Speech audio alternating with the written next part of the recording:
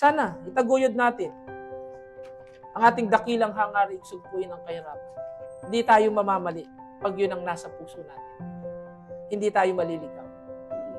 Huwag kayong titingin sa tao, tumingin kayo sa ating dakilang adhikain.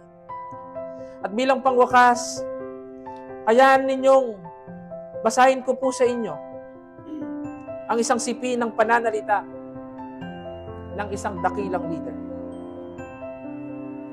Sabi dito,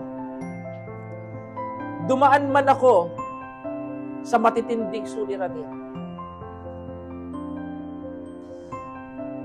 di pa rin ako tatalikod sa aking gampanin.